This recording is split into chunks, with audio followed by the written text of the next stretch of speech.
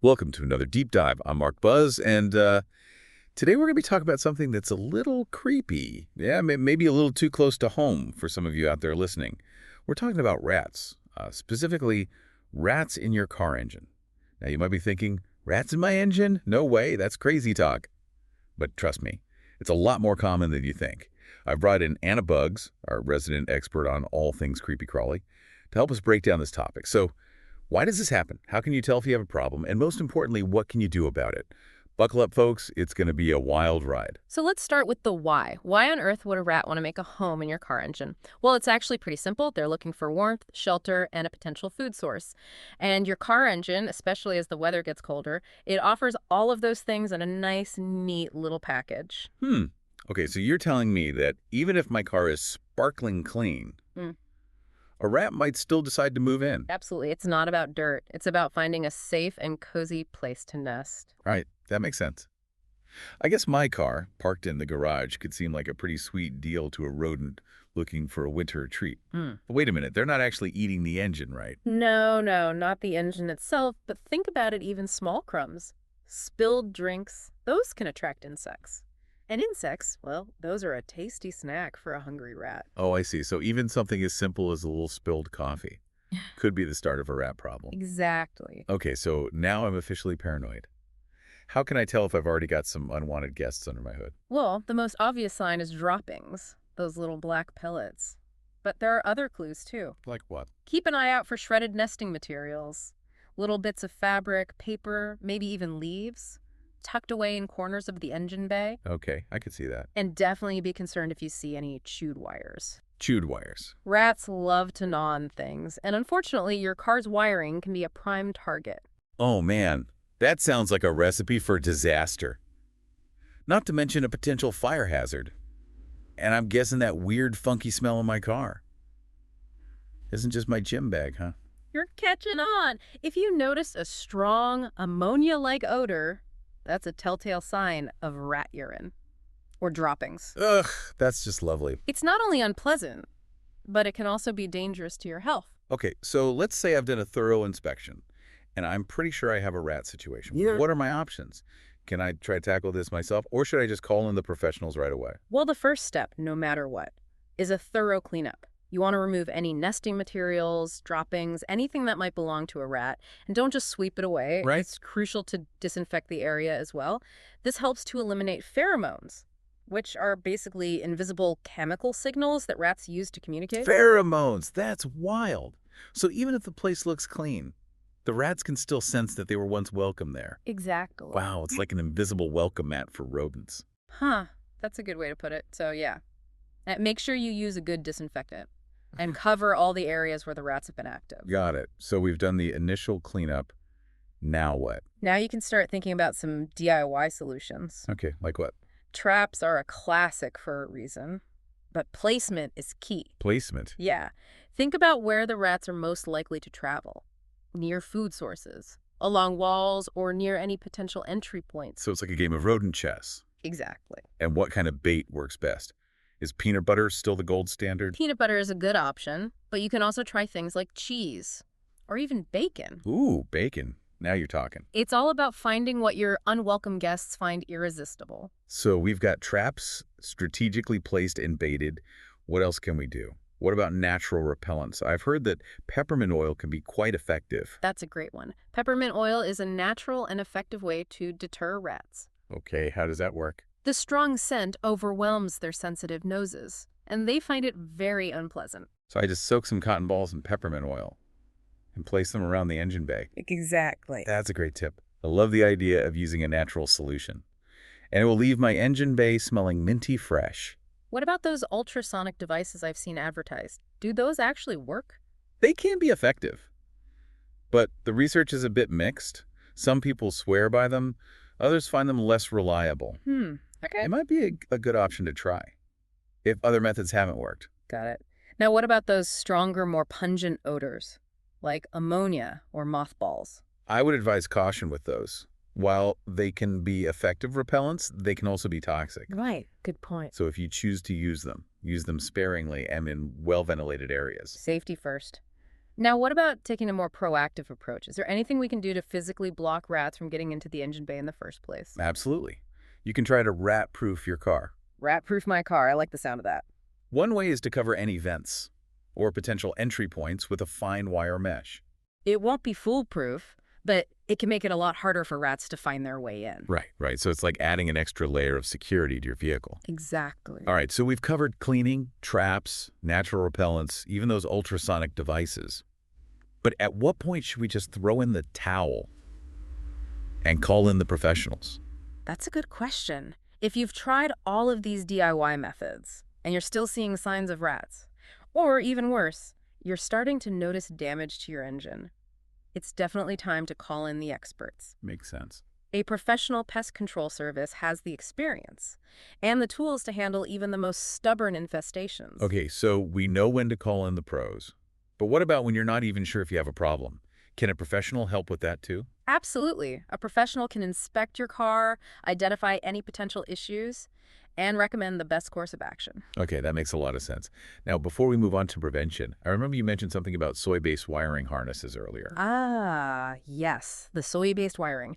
This is where things get really interesting. Lay it on me. So, some car manufacturers, including Toyota, Honda, and Ford, have started using soy-based wiring harnesses in their vehicles. And guess what? Rats find these plant-based wires incredibly tasty. Seriously, so even if I'm doing everything else right, my car could still be at risk just because of the type of wiring it has. It's definitely something to be aware of. If you know your car has soy-based wiring, you need to be extra vigilant. Wow, that's mind-blowing. It's all about understanding the rat's perspective. What might seem like a minor detail to us, like the type of wiring, can be a major attractant for them. I'm starting to realize that these little creatures are a lot more clever than we give them credit for. So what can we do to protect our cars if they do have these soy-based wires? The good news is that many of the preventative measures we'll discuss next apply to all vehicles, regardless of the wiring. Okay. But it's especially important to be proactive. If you know your car has soy-based wiring, Got it. So let's move on to prevention then. We've talked about why rats are attracted to cars, the signs of an infestation, and a bunch of DIY solutions. Yeah. But what about preventing these little guys from taking up residence in the first place? that's a great question. And it's probably the most important one. Prevention is key when it comes to rats and car engines. Absolutely. So how do we keep these furry little fiends at bay? Where do we even begin? It all starts with limiting their access to food sources. Okay, that makes sense. Rats are opportunistic feeders. They'll eat just about anything they can find. Right. So step one, make your car less appealing to them. So no more leaving half-eaten bags of chips in the back seat. Exactly. Never leave food wrappers or snacks in your car. And if you have bird feeders in your yard, make sure they're kept far away from your parking area. Got it. No rodent buffets allowed. Hmm. What about the parking area itself? Does that play a role in prevention? Absolutely. Regularly clean your garage or parking area. Remove any debris or clutter that could provide hiding places. Oh. Think of it like this. You wouldn't leave food scraps out in your house and expect not to attract pests, right? Right. Same goes for your car. That's a great analogy. It's not just about keeping your car clean, but the whole parking area as well. Got it. So it's all about creating a rodent-free zone. Yeah. Anything else we can do to secure the parking area? If you have a garage, park your car inside whenever possible. It's an extra layer of protection. Okay. And if you have to park outside, choose a well-lit area. Rats prefer darkness. Right. They're less likely to venture into brightly lit spaces. So park in the garage if possible. Or choose a well-lit spot if you have to park outside. Got it. Now, what about those air filters and intake vents? Can rats get in through those? They can indeed. You can cover those openings with wire mesh or rodent-proof covers. I never even thought about that. It's a simple but effective way to block off another potential entry point. Smart. Okay, so we've talked about food sources, parking areas, and even covering vents. What about those commercial rodent repellents? Those can definitely be a part of your prevention strategy. Products like Fresh Cab or Tomcat rat repellents are designed to deter rats from entering your vehicle. Okay. You can place them in the engine bay or around your parking area. Got it. So it sounds like prevention is all about taking a multifaceted approach, being proactive and making your car and parking area as unattractive to rats as possible. Exactly. You want to create an environment that says, rodents not welcome here. I love it. Rodents not welcome here. Yeah. I think it's a great note to end this first part of our deep dive on. We've covered a lot of ground, from understanding why rats are attracted to cars, to the signs of an infestation, and a whole range of DIY solutions. Now, before we move on to the next part of our deep dive, where we'll delve deeper into the psychological and health impacts of rat infestations, I want to remind our listeners that if they're facing a serious rat problem, they don't have to tackle it alone. That's right.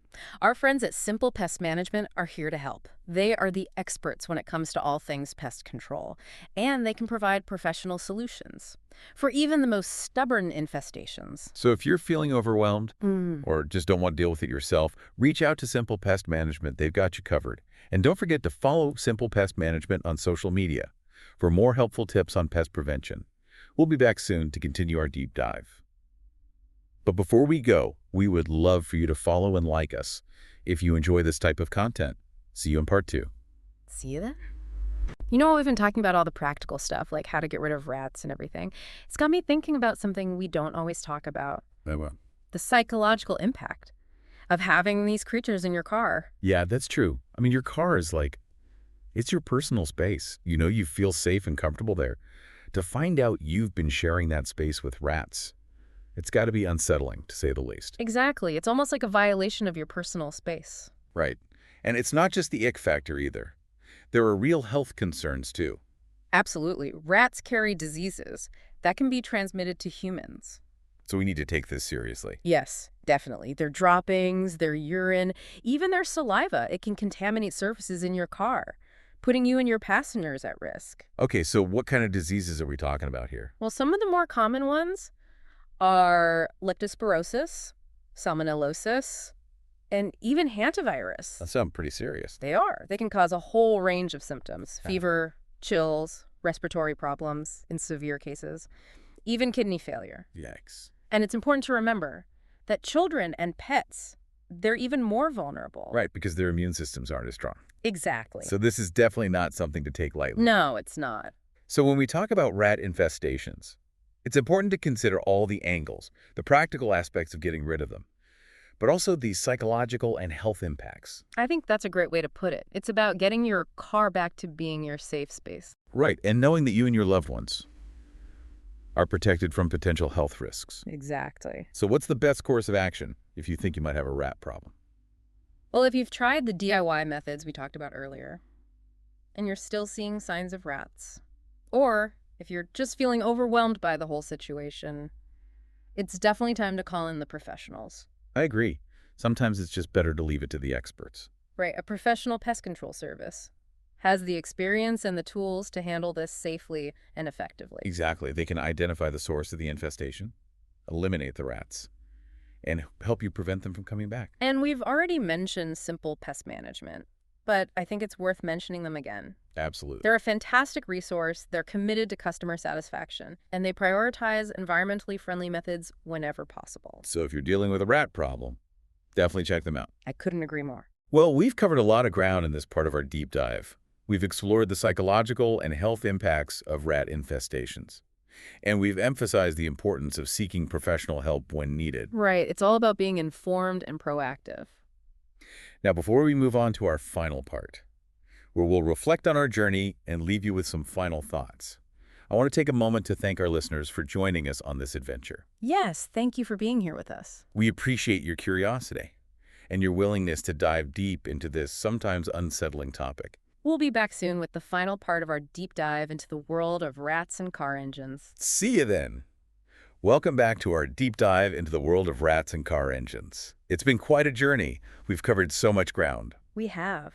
From the telltale signs of an infestation to the psychological impact and even the health risks. It's amazing how something so seemingly simple can have so many layers. Right. It's like peeling back the layers of an onion, only instead of tiers. We uncover fascinating insights.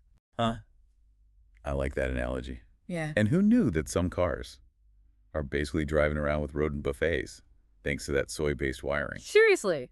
It's mind-boggling. It just goes to show there's always something new to learn. Absolutely. And I think that's what makes these deep dives so rewarding. We get to explore these topics together, uncover new connections, and hopefully empower our listeners. Exactly. It's not just about giving information. It's about having a conversation, a shared journey of discovery. I love that. So as we wrap up this deep dive, what are some of the key takeaways you want our listeners to remember? Well, first and foremost, prevention is key. It's always easier to keep rats out of your car than it is to deal with an infestation after the fact. Absolutely. So be vigilant about cleanliness, both inside your car and in your parking area. No food scraps, no clutter. Just a clean and tidy space that doesn't say, "Welcome, rodents." Haha, exactly. And remember those other preventative measures we talked about, parking in a garage if possible, choosing well-lit areas if you have to park outside, and covering those air filters and intake vents. Right. It's all about building up those defenses. Exactly. But what if, despite your best efforts, you do end up with a rat problem? What then? Don't panic. There are solutions. Okay, good. We talked about traps, natural repellents like peppermint oil, and those commercial rodent deterrents. Right. And if the problem persists, don't hesitate to call in a professional.